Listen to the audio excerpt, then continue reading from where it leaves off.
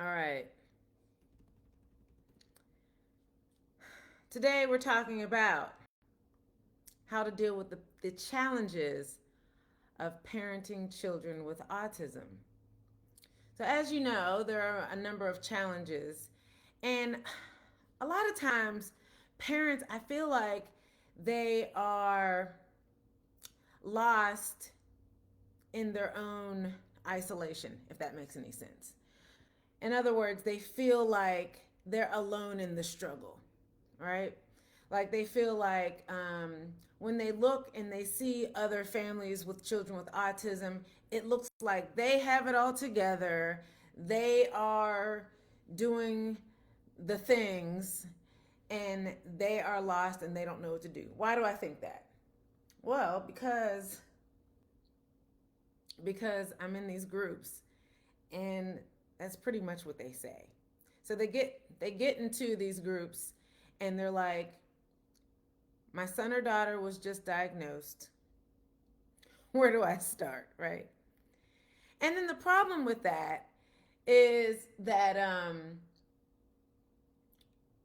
the parents who are in the group, they mean well, but everybody gives different advice because every child is different, every family is different, every state is different, access to resources is different, everybody qualifies for different things, so everybody has different advice. And it in some cases, it may help some, but for the most part, that family is still isolated. They're still lost. They still don't know what to do, you know? And they go to the group with simple things like, oh my goodness, my child can't eat or won't eat, or my child only drinks chocolate milk, or you know what I mean, help my child to sleep in their own bed. And everybody has, if there are 57 responses, there are 57 different responses, right? Getting for the most part, getting an autism diagnosis feels really impossible because it's like all over the place. And we're going to talk about why and what to do about it, right? So the first thing is that no one gives you a straight answer. No one. And you might ask, well, why are these families going to some random Facebook group? Because there are no places to get answers. There are no the doctors the doctors don't have all the answers. So what happens, right? Parents often notice early signs: delayed speech, lack of eye contact, intense meltdowns, but doctors might brush it off as just a phase. That happened to me.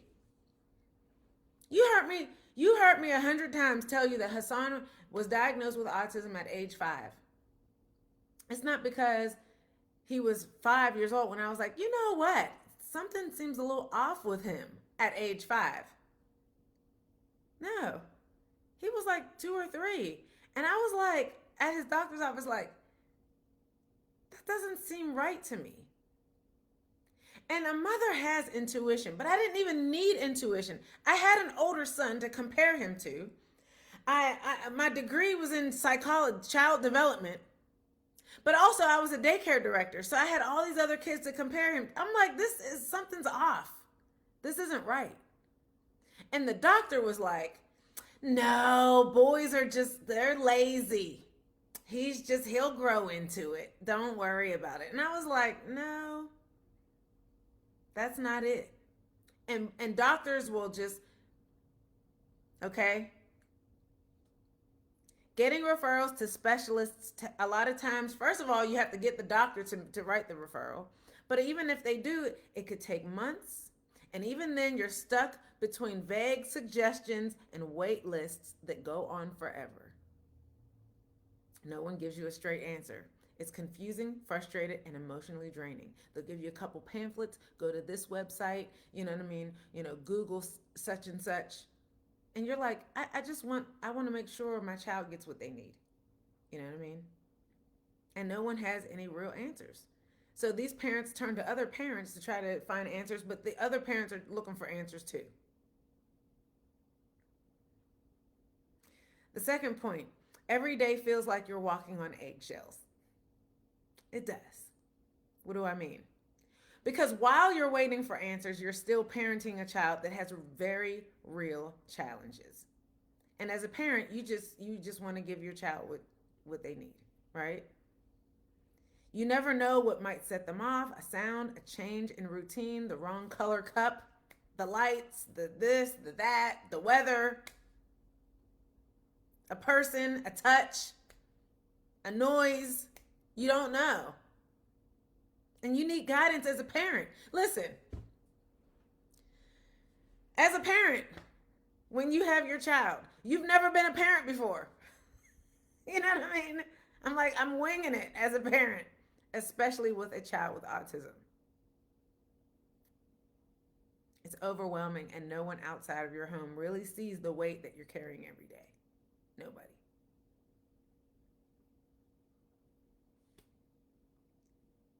And another thing, your child acts different at home than they do outside of the home. They act different when they're interacting with strangers than they do at home.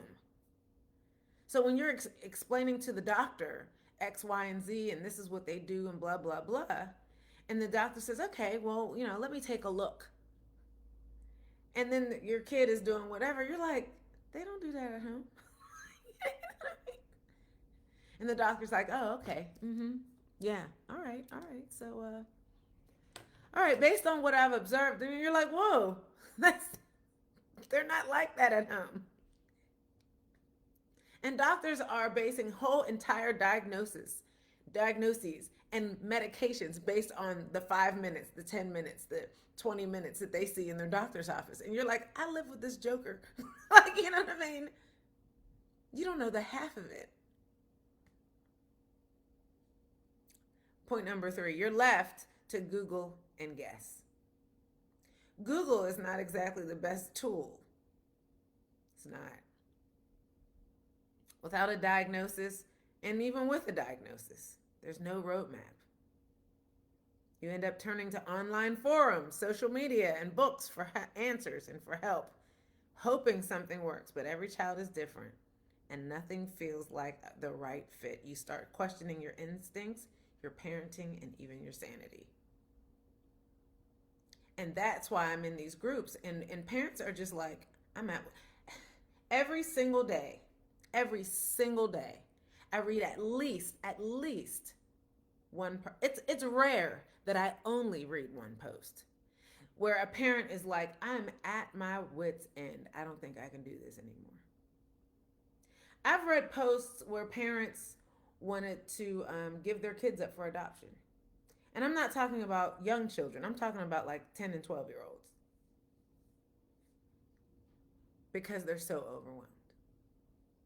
Today, just about an hour ago, I read a post about a woman who's on her way to the hospital because her 14-year-old is bigger than her and he attacked her from behind. And she's like, I'm on my way to the hospital again.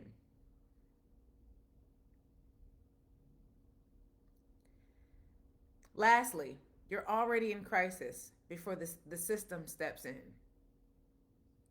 By the time you finally get an appointment or diagnosis, you're already burnt out. Your child may be struggling in school, socially isolated, or even regressing. And suddenly, you're expected to become an expert in therapies, education, law, and behavior management overnight. So even when you get the therapies, they are teaching you how to attempt to control behavior. And I'm telling you, that's not the answer. So what is the answer? We got to get to the root. I'm not trying to sell you a product on buy my series. It's not for sale. I'm doing a free series on the root. It's called The Root of Autism. And once you understand what's going on underneath the behaviors, when you address that, it'll shift their behaviors and it'll make it easier to interact with your child. Trust me, my 25-year-old is proof. And I'm excited about that. It's what's today? It's next Monday. It's a 5-part series. But I'm excited to get this information out to parents because you gotta know what the root is. And again, nobody's talking about it. Doctors aren't talking about it, and I don't even know why. I don't know why, because it's not common knowledge, but it's not knowledge that's hard to find if people just pay attention, right? I'm going to drop my YouTube link in the chat. Subscribe to my YouTube channel. Don't miss any of the videos, the information that I'm giving. And stay tuned, because I keep doing these videos.